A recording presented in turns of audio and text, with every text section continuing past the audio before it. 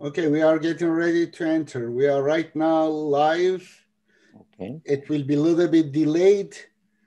Okay, let me, okay. It is June 5th, 2021. Today, we are going to discuss the Islamic reform movement, rational monotheism, Quran alone, with Leslie Terebessy. I hope that I pronounce his name properly. He's right now with us. I don't know why we are both are not showing, both of us. Let me see. I don't see her on the YouTube. Let me check. Hold on. There is something interesting. Speaker view. Okay, I need to put in gallery view. Aha.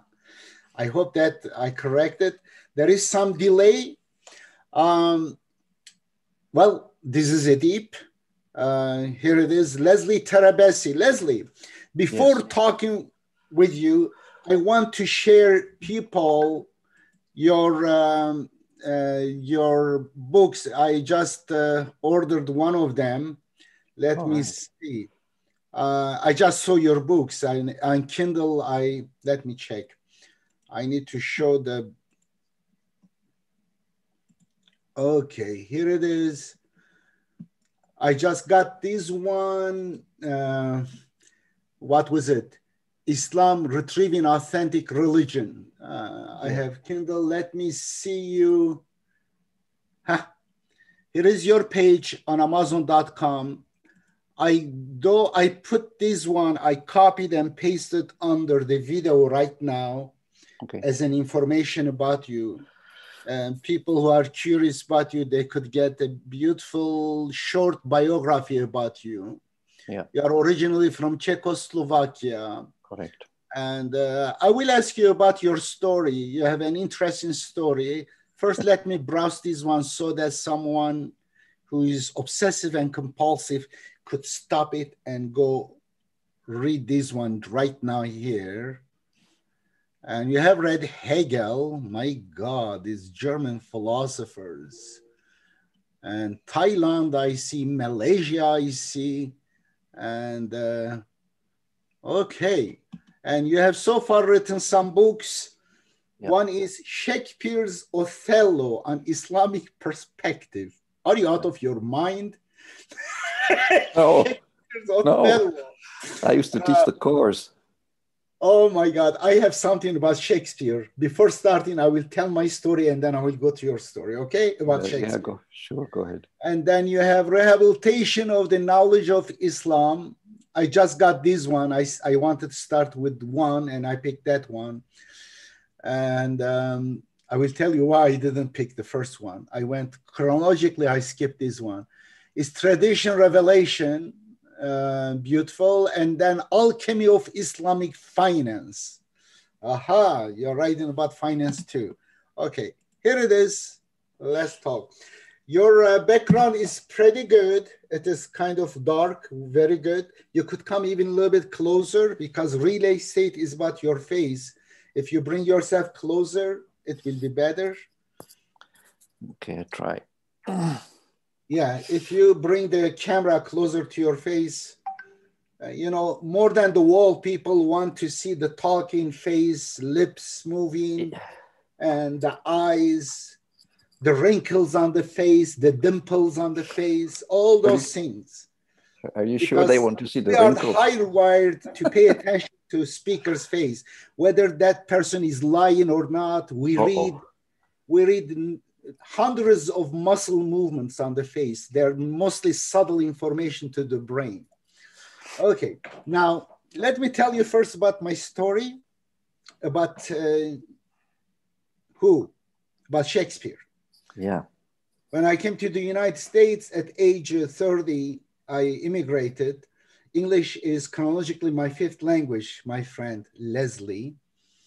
And therefore, I knew English in terms of scholarly way, grammar, writing, reading, but not talking. Very bad. Therefore, I had dictionary also. I didn't know many words. My vocabulary was also limited with some technical words.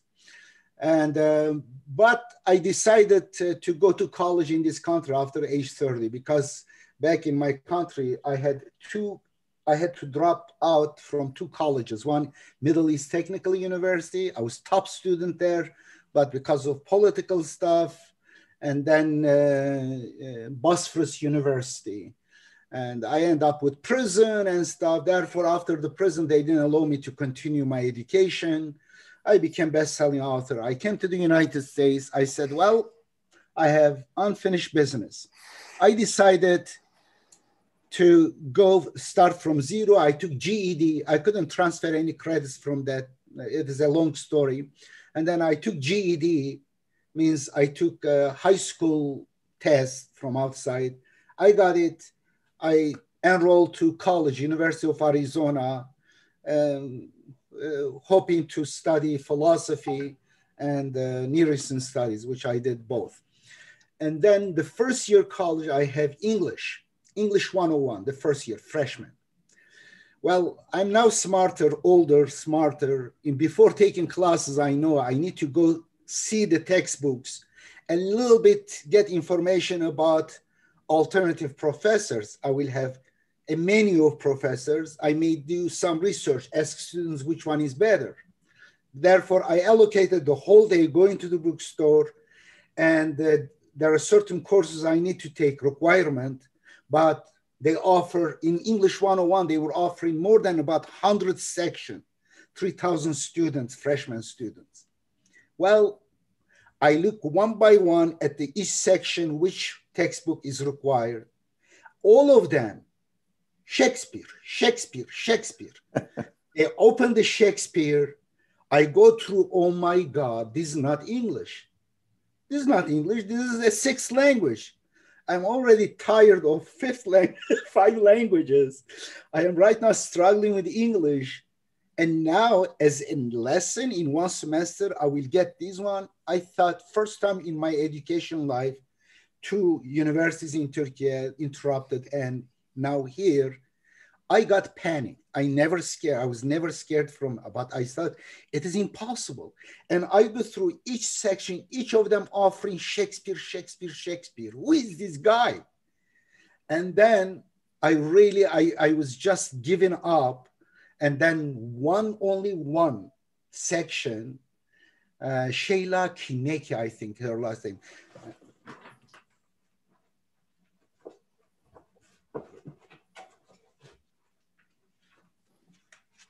Her name is here. Let me see.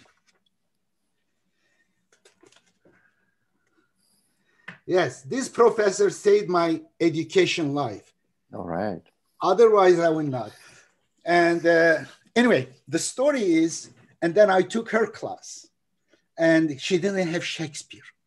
She had, the book was July's Children. That time, a South African woman, she got a Nobel Prize for literature. She had that book, delicious book. And then in that class, she liked my writings. And because I was able to transfer some of my writing skills from Turkish to English, she asked me to participate to a competition among freshmen, composition competition, which I did. I got the first prize, and it was published in the next year's first year composition. And she wrote also something after that one. Very good. And that is my story about Shakespeare. I am the one who studied college without reading Shakespeare. Oh my God. Well, you can still read my book. What did you you can say? still read my book. Yeah. Okay, now it is your turn. Tell me about yourself. Well, as I said, I was born in Slovakia, Bratislava, in 1952, and my parents were translators, and then my dad got involved in some political activism. I think he and some friends were trying to get some of their friends out of prison because they claimed that these people in prison were part of the resistance against the Nazis and they shouldn't be in prison, while some of the people who collaborated with the Nazis were in the government. So what happened was that somebody got wind of it, and four or five men showed up in our house when I was 4 years old in long coats and gangster type of hats and dark sunglasses, just like in the movies, and turned the place upside down. And I was shocked. Even as a 4-year-old, I was feeling humiliated and offended, and I even wanted to fight them, just symbolically. Of course, I knew I had no chance against them, but I thought I better ask my mother first whether I can do it. And she said, no, you better not. So I didn't do it, but it was incredible. My dad told me many years later, in the 80s, when I visited him in Czechoslovakia after we migrated to Canada, was that actually he had been forewarned by a friend from the Secret Service that they were coming. So he cleared out all the evidence, except he said one letter fell behind the dresser and they found that. And he was convicted on the basis of that one letter. So he got a 9-year prison sentence. What letter was it? Oh, it was a letter to the government leaders asking them to, release their friends.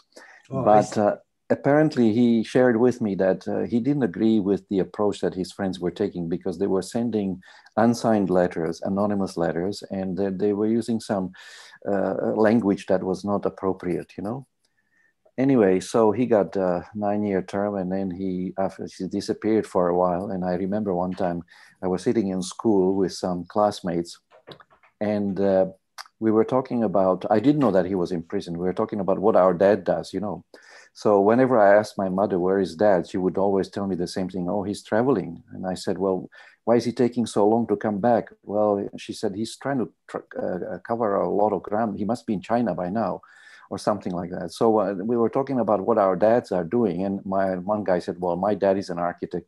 And the other guy said, well, my dad is a professional, a doctor or something like that. And then they looked at me and they said, what is your dad doing? And I said, oh, my dad's traveling. And my friend sitting next to me said, no way, he's sitting in prison. He knew something I didn't know. And so, of course, I had a big shock. I went back to home and I asked mother, is it true that dad is in prison? Then she tried to sit down, calm down. She tried to explain, and they transferred me to another school. So that was my introduction to politics, under communism. So then, anyway, my grandfather also got into a scruff with the Nazis. He was a senior judge during the war, and the Slovaks had what they call the national uprising, which was brutally suppressed with the SS divisions. And they wanted to find the leaders of the uprising.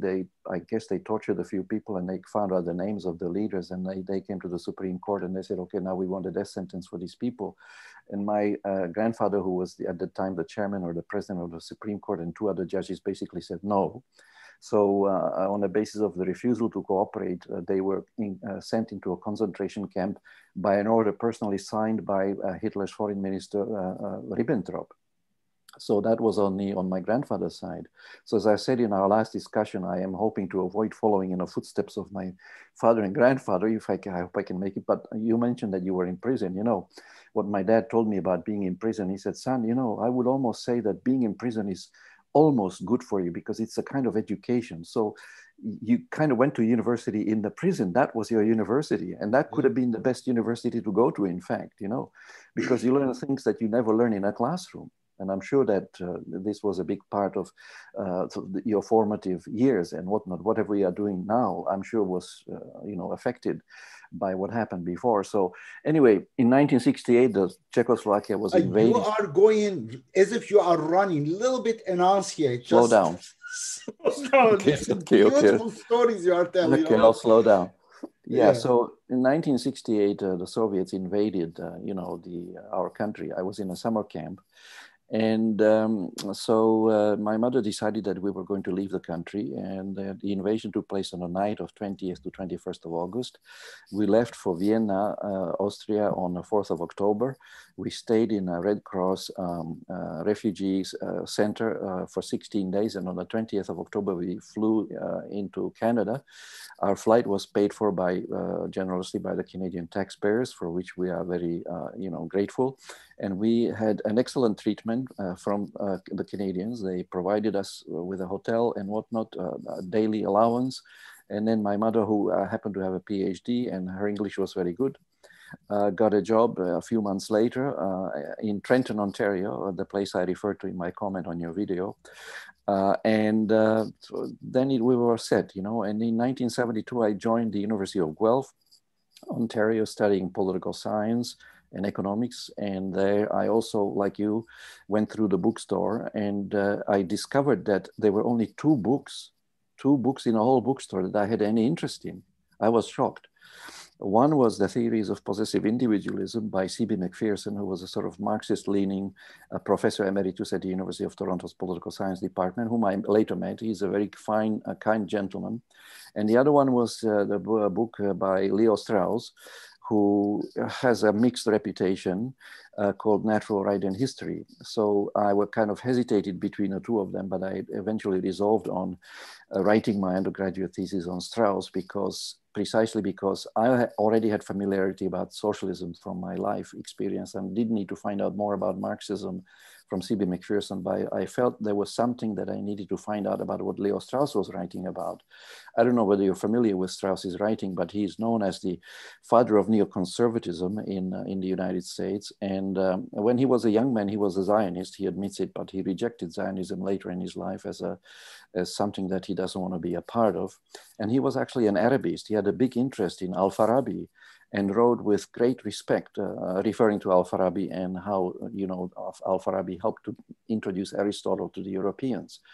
And of course, Strauss basically was interested in Socrates. He wrote several books on Socrates and on Plato and Aristotle.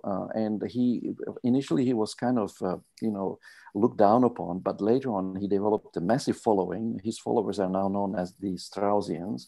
And I ended up studying with his top student, Alan Bloom, the author of the well-known Closing of the American Mind, which was on— What was it? The name of the book, please? The Closing of the American Mind. The Closing of the American Mind. Yeah. So that book hit #1 spot on New York Times bestseller list and stayed there for about 6 or 7 months. In 1980s? Yeah, correct. And it stayed there for about 6 or 7 months. It made him also rich, but that, of course, would go without saying. So in the book, Bloom actually criticized the American system of education, which he claims succumbed to the influence of people like Nietzsche. And so he claimed that even though the Allies defeated the Nazis on the battlefield, they lost the intellectual battle because intellectually they actually were defeated, as it were, or conquered by German nihilism, which you find expressed in the work of Nietzsche, among others. So, but after some years, after I've taken a few courses with Bloom and a couple of his colleagues, Thomas Pengel and Clifford Orrin to be specific, I felt something was missing in the worldview of the way the Straussians look at the world. And later on, through reading Hegel, I realized that what was missing was actually any conception of Allah, if I can put it that way. They postulated a very sharp separation between reason and revelation, which I have since rejected after reading Hegel. I don't believe that anymore. I don't believe there's any conflict between rationality and religion. And so bit by bit, I kind of drifted away from the Straussians. And later on, as I mentioned in our previous meeting, I took a job teaching economics and other subjects in Malaysia, where I met my wife. And I, in fact, as you mentioned, I became a Muslim at first because I admit it's probably the worst reason to become a Muslim, but because I wanted to marry my wife. I told you. I know. but you don't know. Sometimes things, so the things we think it is bad can become good. Yeah, well, anyway, I went on like this for about 6 years, and then I had what I call a rough patch in my life that gave me pause for reflection, and I realized that the reason why I was having a hard time was because I wasn't taking my religion seriously. So I started to pray 5 times a day, and that was a big turnaround in my life and what have you. We came back to Malaysia. This time I joined Sunway College. Before that, I was part of the Taylor's College, and things went on from there. And I stayed with the private sector another 3 years. And then I developed some problems. After 9/11, I made some comments in class about Malaysia being an Islamic state. Some students didn't like it, so they reported me to the administration. And my boss basically terminated me, said, "Leslie, you know, I heard you are making inflammatory statements of a religious and political nature in your class." So then I asked him, "Terry, can you give me some examples of such inflammatory statements? Because I don't remember making any." So he had an interesting reply. And considering that this came from a Canadian who, had a certain education, you know what he said? He said, I'm quoting verbatim, "Oh, come on, Leslie, we are not into evidence here. It's the perception that counts. It is the perception that counts. Yeah, so anyway, he wanted to fire me on the spot, but I said to him, well, at least let me finish the term. So, okay, he let me finish the term. Then I was going to open a language center in Kelantan, one of the provinces or states of Malaysia. But my wife's best friend happened to be a sister of the wife of the rector of QUIM, which was an Islamic university. So he got wind of what happened. So he asked me to come and see him, and I told him what happened. So then he asked me, well, would you be interested in joining us at the Islamic University? He was just starting the university. And I said, sure, why not? So I joined University of Science Islam Malaysia, the Islamic University College of Malaysia. We stayed in Kuala Lumpur for a year. And after that, we moved into Nilai, and I was with them altogether for 5 years. After that, I was becoming a bit restless because I was used to a lot of intellectual stimulation, having had a philosophy background. So I began to feel a bit restless. I began to put feelers out, and I came across the work of Hashim Kamali, whose work I liked a lot because his writing style seemed actually very similar to that of my former teachers, Straussians, which I found to be highly disciplined, clear. And also his book on the Hudud law in Kelantan was very interesting because in it he questioned the death penalties for apostasy and adultery. And I found this very interesting because it was entirely in agreement with my understanding of the Quran, that these penalties, I was always wondering, how did they ever make it into the Sharia? Because the Quran provides absolutely no justification for that. So I sensed there was a problem here. So I attended his class and audited his class. I wrote a paper on Khalwat. He liked it, and then I was going to... You wrote a paper on what? Oh, Khalwat, close proximity, being together with a Khalwat. team. Yeah, the English speakers will not know about close proximity, men and women. Yeah. Mostly. So, yeah, in other words, there's a law in the Sharia that says a man and a woman cannot be alone in an isolated place unless they are related. So I wrote a paper on that, and then I was going to, do a PhD at the International Islamic University of Malaysia, but my boss turned me down, and I said, no, if you want to do that, you should resign your position. I joined his institute since then, the International Institute of Advanced Islamic Studies in Malaysia, and I was with him or with this institute for nearly 10 years. Initially, I did a lot of editing, and then I started to do a bit of writing, and after 10 years, I felt that there were certain issues also in the institute that the institute was not really, how can I put it, identifying correctly the real problems in Islam today, which to me consist in a relationship between the Quran and the Sunnah. And your attitude or position on the Hadees, of course, was very interesting because I have similar feelings, although I wouldn't go so far as to say that, okay, let's throw out all the Hadees. I would agree with Qasim Ahmad, who told me personally when I met him in 2014. Oh, you met Qasim Ahmad? Yeah, of course. Yeah, I communicated with him. God bless him. I know. He gave a talk in 2014 for which he was arrested. And my comment during the talk was the last comment, and I spoke favorably about his work. And but apparently the authorities didn't like him giving a talk in public. That's right. Yeah, that's right. Correct. Yeah. He was a sharp fellow. Yeah, correct. Brilliant. Yeah. So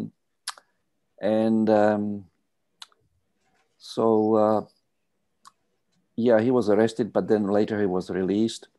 He wasn't supposed to talk, but I thought he was also pointing in the right direction. I think we need a new look at the whole corpus of Hadith literature. And I think that where the mistake happened in the past is that I identified about 4 what I call aberrations in the development of Islamic studies. The first one was the identification of the use of reason or rationality with kufr or disbelief. There's apparently let's go a little bit slow. You identified 4 aberration or deviation, correct? Yeah, well, I prefer to use the word aberration, but I guess you could. You are a soft speaker. We can keep it. We can always make it harder later, I love it. Okay. The first one, just let's emphasize the title. 1. Sure.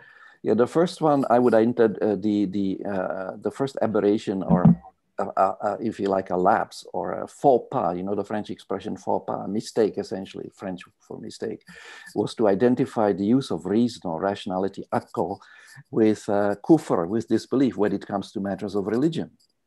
There's a hadith, apparently, that supports this.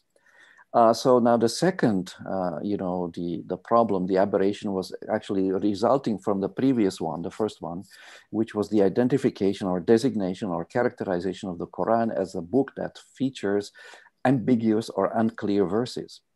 And I think this is a big error because, first of all, as you point out in your videos yourself, the Quran presents itself as Kitabul Mubin, a book that is clear, the book that makes things clear. And how can we possibly believe that Allah subhanahu wa ta'ala was unclear in his expression and therefore that he needs the help of his own servants to help him make himself clear? I think that is actually somewhat irreverent and less than respectful. But so the second aberration was the designation of the Quran as not only that, but when you designate the Quran as containing unclear verses, you are actually questioning the perfection of the Quran, its inevitability. You're attributing a flaw to it, and by implication, you're attributing a flaw to the author of the Quran as well. To God, exactly. Exactly. Not able to explain. So are we to believe that Allah had a bad day that morning when he revealed these particular verses, that now he needs help from some of our, the person who he has guided, who took from the darkness to light, but needed that person's explanation. So this would be the second aberration. So these first two aberrations took place within exegesis. The second two aberrations also related to the, the first one. The third one would be the designation of tradition or the hadith as revelation or wahi. This was a huge a very problematic development for many reasons. First of all, the Quran does not differentiate wahi into two types of wahi batin and wahi zahir. This is a distinction that is not found in the Quran. Second, another reason is that, look, the hadith has really a character of hearsay or folklore. And if we say that the hadith is revelation, and there's a conflation of the terms sunnah and hadith, which is also problematic because the sunnah is what the Prophet actually did. The hadith is what some people said that what he did and what he said. So they are not the same. We cannot, but when you say that the sunnah is wahi or revelation, and Hamza Yusuf said it in that video that I saw that you commented on him. By identifying the hadith or the traditions as wahi, what the exegetes did was to elevate the hadith on the same level as the Quran. This is highly problematic and presents, I think, a threat to the doctrine or teaching of Tawheed. There's only one God. There cannot be two equal sources of authority. So this equality is really very highly problematic. And I keep asking myself in my current paper, in my current book, I'm struggling with the question, how can Muslim commentators say that the hadith is equal in authority to the Quran? If Allah himself is... They went even further. They said hadith could abrogate the verses of the Quran. Too. Quran. Yeah. Exactly. I was just getting to that. Yeah, that's part of the argument. Exactly. So not only did they elevate the hadith to the level of the Quran, but later on they even elevated the hadith above the Quran, and they justified it by statements such as, the Quran needs to be explained by the hadith, and also by statements such as, I quote, in Arabic it goes like this: as-sunnah qadiya al-Quran, meaning the sunnah judges Allah Quran. The Sunnah judges the Quran. So I heard one of my former colleagues at the university say this. I was shocked. But since I was a new kid on the block, I said to myself, I better keep quiet. Don't say anything. You are just new here. So keep quiet and learn. And later on, you can express your opinion if you want. But I was shocked by that statement because it seemed to me that it subordinated the word of Allah, the word of God, to the words of human beings. And how can you do that? So secondly, there's a saying that the revelation or the Quran needs the tradition more than tradition needs revelation. This is another expression of this, a kind of reversal of the relationship between the Quran and the Sunnah. And finally, the fourth, aberration was the doctrine of abrogation, where not only was the 120 piece verses of the Quran were abrogated by a solitary so-called ayah as-saif, the swords, allegedly the sword verse, but even the Hadees were capable of abrogating the Quran. And the majority of the scholarly opinion was that even a solitary Hadees could abrogate the Quran. And to me, this is absolutely astonishing that this actually transpired. And I remember one time we had a discussion at the Institute, and I expressed an opinion. I was doing a presentation on some work that I was doing, and I expressed the opinion that how could the penalties for apostasy, death penalties for apostasy and adultery be incorporated in the Sharia by all four Sunni schools of jurisprudence? I think the Shias unbelievable. Are also, when it is so clearly not endorsed by the Quran. The moment you include these death penalties in the Sharia, you are allowing the tradition of the human report to overrule God's words or God's ruling. How can they allow that to happen? Isn't there a name for that when you do that? Only a higher authority can abrogate the authority of God. And who is that higher authority? Yep. So this is a huge problem, you see, so that I think in order to repair, what happened in Islamic history, we need to affirm the primacy of the Quran, as you have been doing, and we have to subordinate the Hadith to the Quran. We have to reject all the Hadiths which are against the Quran or somehow disagree with the Quran. We should also reconsider the position that the Hadith can be a source of law. I don't know if you have heard about Mohammed bin Salman's latest statement on 28th of February. He said something to the effect that we need to revise our idea that Islamic law can be based on a solitary Hadith. If you haven't come across this, if you Google it, I heard, of course, if it is up to him, he would just eliminate anything related with Quran or Sunnah. They don't believe at the top, but I think it is a good move because those people are unfortunately like herd, and they follow the religion of the state. Well, instead of bad religion, let state dictate a little bit better. Because, well, you have two options: state dictating, and all people, unfortunately, they subjugate themselves. And you have two bad options, but one is less worse. Yes. Anyway, I'd just like to sort of maybe wrap up by mentioning that there's a number of modern scholars have rejected the doctrine of abrogation, including Fazlur Rahman, Muhammad al-Ghazali, Rashid Rida, Muhammad Abdu, even Ismail Faruqi, and Said Qutb apparently rejected the doctrine of abrogation. And in the old days, Abu Muslim al-Isfahani all rejected the doctrine of abrogation. Isfahani rejected abrogation on the basis of the three verses which say that we will never find a change in the words of Allah. So now, and I would also like to mention that contemporary opinion seems to be turning in that same direction that you have been kind of spearheading among a few others, which is that we need to restore primacy to the Quran. And among these people, I would mention Taha Jabir Alwani, whose last book, 2017 IIIT, called the Reviving the Balance, and it's available on the internet. In that book, he sounds almost like a Quranist. I'm not joking. You should have a look at it. The Albani of Syria, Iraq.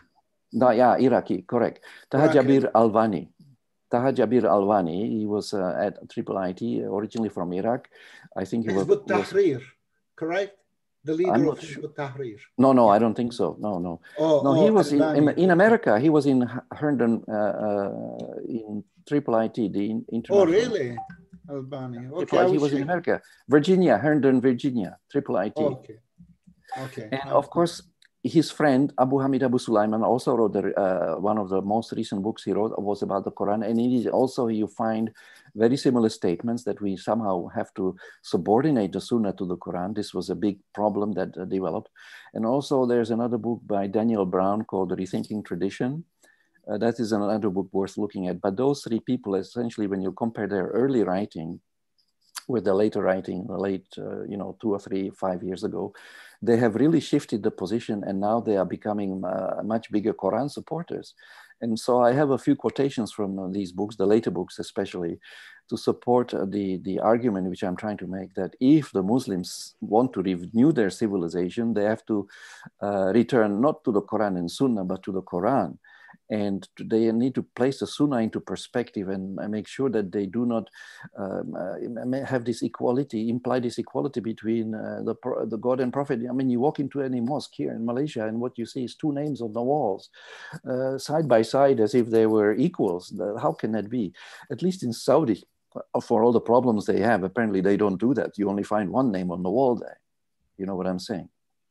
So, yeah, I think that this was basically what has been happening. So my current book is on how to rescue reason from tradition, because I think this was a major, if I were to sum up all those four aberrations into a single development, I would say it was the subordination of reason, the devaluation of rationality, the elevation of tradition, and the Quran somehow ended up at a lower place, because at first the scholars said that we have to use the Hadees to explain the Quran, so they subordinated the Quran to the Hadees. But later on, when Taqlid came along and the gates to the Ijtihad were closed, they elevated the work of the scholars above the Hadees also, and many Muslims ended up following the work of the scholars rather than the Quran, and even the Sunnah, they didn't follow that much. So this, like the Sheikh in Saudi Arabia, what's his name, Hassan Farhan al-Maliki said, we have turned the pyramid upside down, so we need to put the pyramid back in the right way to affirm the priority of the Quran, and then work it out, and maybe the entire Islamic law has to be rebuilt from bottom up, because these aberrations that have appeared in like stoning to death for adultery and killing people for apostasy, they need to be taken out of it. I think this is not consistent with it. I think your diagnosis is perfect. Absolutely. It started with belittling aql, means reasoning, thinking. And when you basically bypass reason, you can sell people any lies, any contradiction, absolutely. And the Quran says, وَيَجْعَلُ اللَّهُ الرِّسَّ عَلَى الَّذِينَ لَا يَعْقِلُونَ. It is chapter 10, verse 100. Exactly this is what happened to so-called Muslim Ummah when they betrayed their God-given reason, which is the only connection between us and God to understand God's message. And they start following fabricated hadith and yuftara, and the Sharia made up by others, by humans, and trouble. Here it is. I would like to share with you a very interesting discovery of mine. This year I got curious about the word aql in Bukhari. And here it is, the Bukhari, online Bukhari.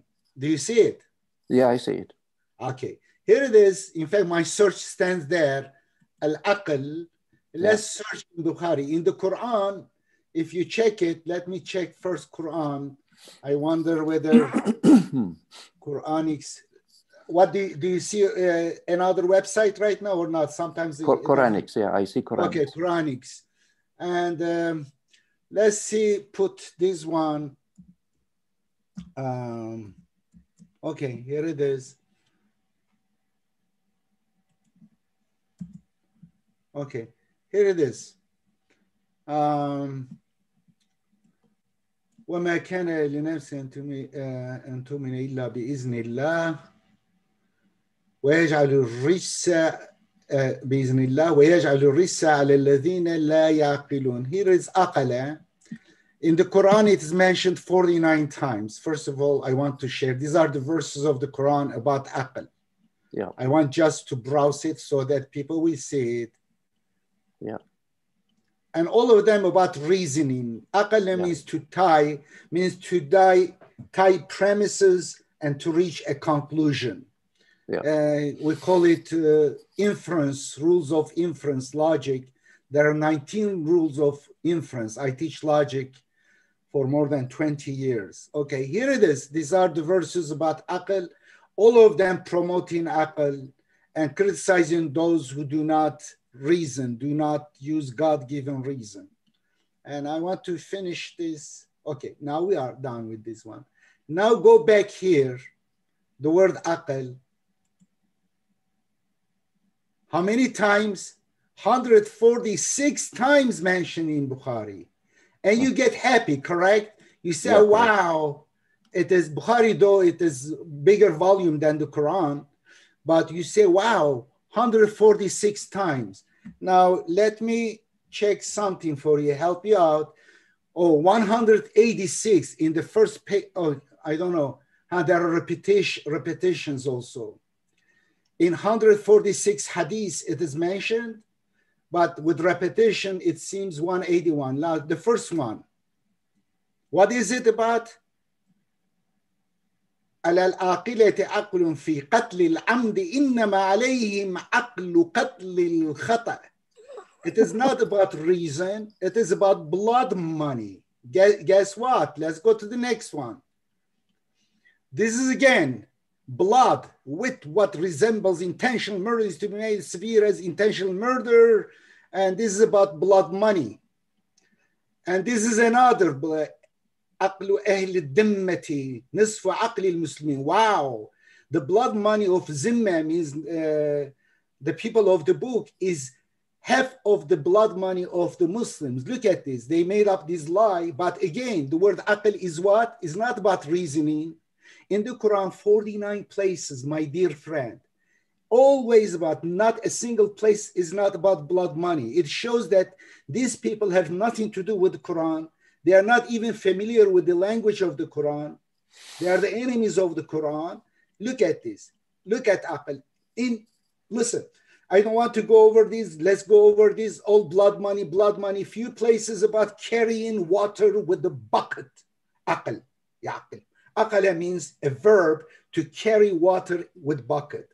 Only few places is used for what? For reasoning. In those places, it is about bashing women. Qasiratul dini wal aql. Qasiratul aqli wal deen. They have short of religion, little religion, and little aql, little reasoning. And this is unbelievable. This alone, comparing the terminology of the Quran with the Hadith, you see it has nothing to do with the Quran, with the Prophet Muhammad. Prophet Muhammad followed the Quran, did not object the Quran. And here it is. All these, I want to, anyone wants to see them, I want them browse it and see it. Hold on. I don't want to spend too much time on this one. But this is, you should include. For example, check the word sunnah. Throughout the Quran, my brother, sunnah is used for sunnatullah, God's law, God's law, God's law. Or God's law is basically social laws in societies, that if you, a society, if they do certain things, the consequences will be this is this. وَلَنْ تَجِدَ لِسُنَّةِ اللَّهِ تَبْدِيلًا. Therefore, you don't see in God's law any change. But in their book, Sunnah means Sunnati Muhammad, just against the Quran. This is what? من عقله من نعمه من عقله. But this is the tie. This is basically the tying of the animals, blood money, or the bucket of water. This is it. And I want to stop it. And let me see. I put woman. Woman. Let's see. Here it is. ما رأيت من ناقصات عقل ولا دين أغلب لذلب من كنا. Here it is. I did not see more defective in respect of reason and religion than the wise of you women. This is bashing women. Yeah. Just in the page, when we search the word aql, in the same page, check woman, it is used against women in the proper meaning.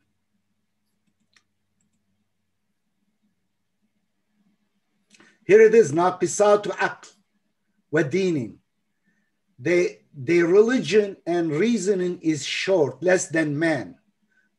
And when we look at the world, it is the man that destroyed the world. Look at the Pharaoh, Haman, Qarun, all men, which God sent prophets to warn people. Look at right now. Hitler was man, Stalin was man, Bush was man, Donald Trump was man. Most of the evil of the world is committed by men. Look at the prisons. Most of the murderers are men. Look at the clergymen, Pope, they are all men. All the Sunni clergymen, all the liars, they are what? Men. And here it is, we men get arrogant, we bash the woman in the name of Prophet Muhammad. Anyway, I want to stop here. Okay, that was in parentheses. Yeah. Long parentheses. I'm glad to meet you, my brother. All the way starting from Czechoslovakia, ending up in Malaysia. And beautiful. We have about 10 minutes. I want to finish it in 1 hour, but we'll continue this kind of discussion with you. I don't want to make it longer. When it's longer, people do not really watch it. This discourages. And therefore, let me see whether people have questions for you on chat. There were some questions a moment ago. Okay, people, you have your questions. Please put it here. Okay. Let me see. There are some. Someone asked about your books. What is the last book about Islam? Someone asked. What was the name of your book, please? Oh, the last book you mean? Oh, your book about Islam. Someone asked the name of your book. Perhaps missed that part. Actually, I have about 35 books on Amazon at the moment. What you displayed. Are you serious? It's only, I saw 3-4 books. I know, I didn't have time to load more books into that particular page, but if you click on my name, you will come up with altogether. Okay, that means it was unnamed when I clicked. Okay, Leslie Terebessy. Okay, let me put here.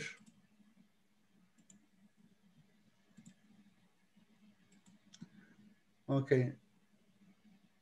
Yeah, that's it. Okay. Are the Old and New Testaments abrogated by the final testament? Aha, I see. I will check Shakespeare. I'm scared of Shakespeare. I don't want to touch Shakespeare now. Reason and tradition. I see. That's good. Beautiful. Islamism and the Islamization knowledge. I have problem with the cover of this books. It is very weak cover.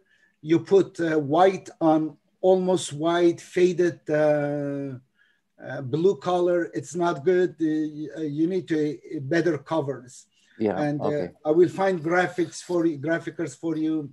Maybe do cheap, and maybe I will do gift for you. I will donate some good covers for your book. Okay?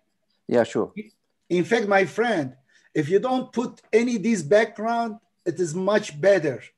That background as if you are selling real estate, goodness sake. And neither you are able to sell the real estate, neither the title of the book. They are fighting with each other on the cover. Yeah. You need to change these ones. Okay. Is tradition revelation beautiful? Twilight of tradition in Islam, rethinking Islam. I didn't know that you have so many books, my brother. Reconsidering what was the abrogation in Islam? Beautiful. Regeneration of reason in Islam. Islamization or rehabilitation of knowledge. The title is not even readable here. Goodness sake.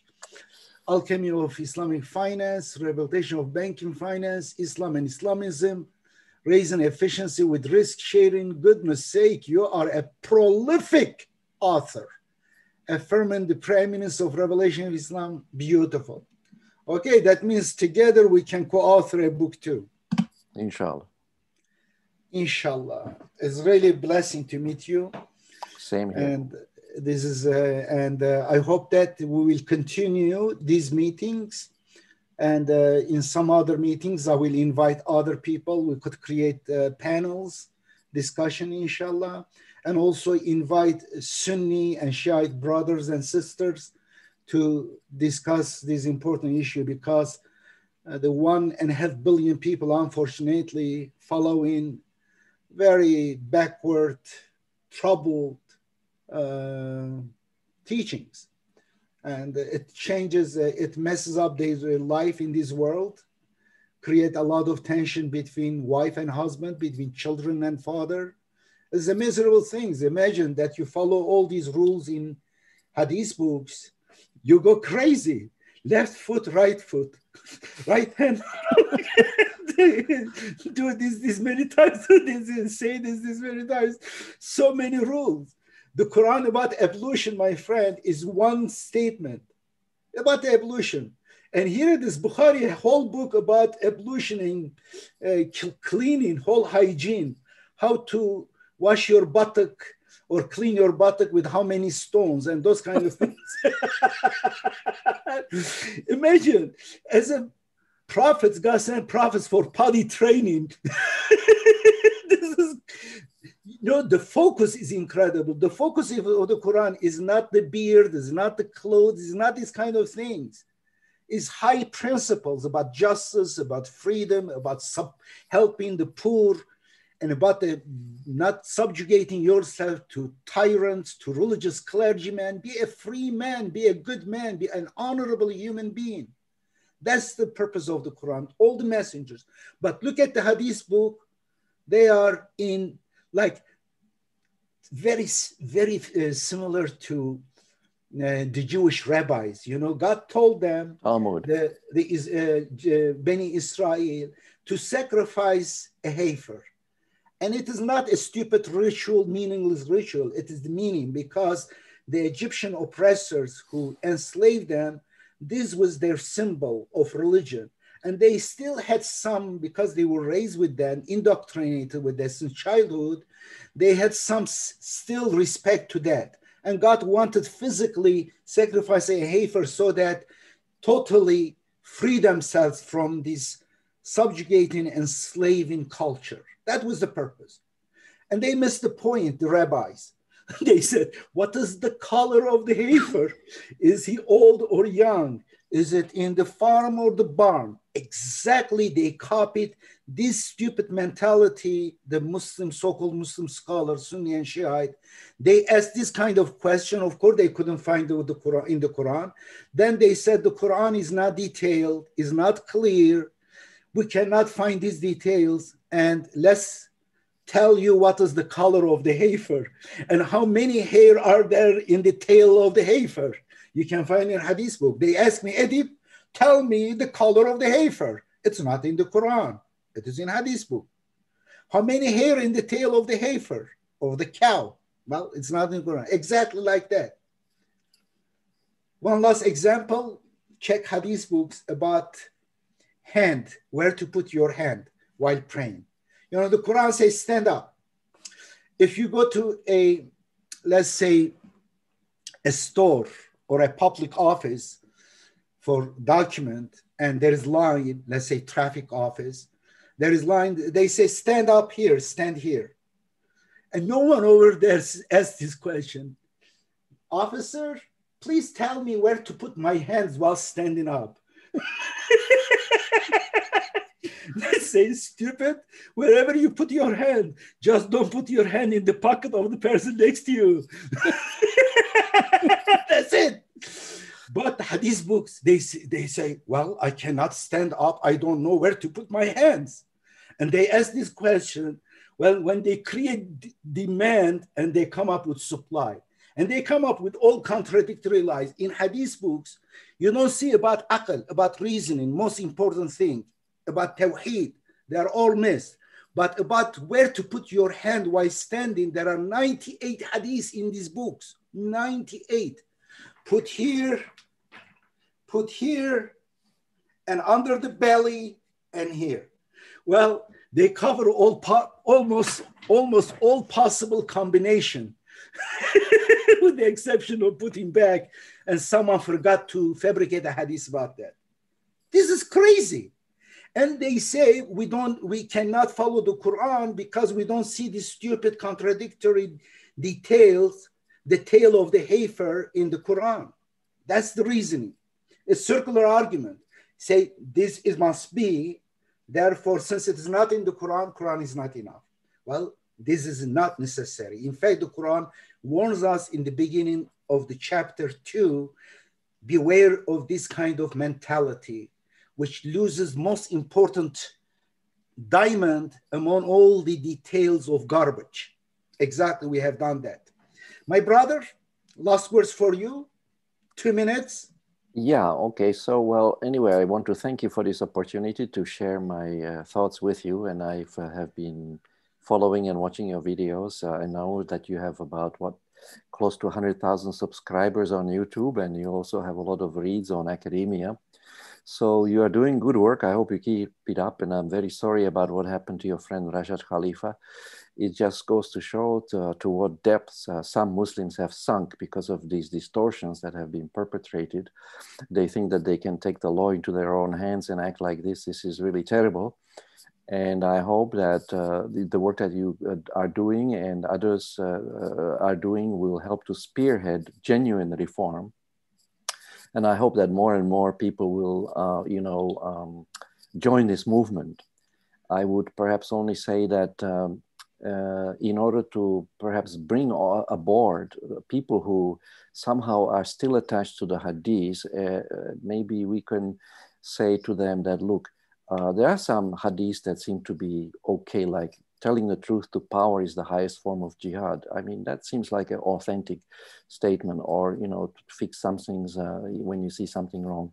But we need to make sure that we do not place the Hadith on the same level or higher than the Quran. We do not place Bukhari higher than the Quran, or anyone else for that matter. And that, the Hadiths are sort of maintained as a kind of record of the past. If you want to consult it, your business, but be careful about what you do with it, because it can lead to precisely the kind of things that you have just mentioned. So I would say that I think in conclusion that let's hope that we can take this further and contribute to the cause of the renewal of Islam. Inshallah. There are good news. In Turkey, there is great movement right now towards the Quran. Tens of thousands of people are, every day there is momentum. People discover the Quran alone message. And also recently I find in Indonesia, for example, I just came across in academia, dozens of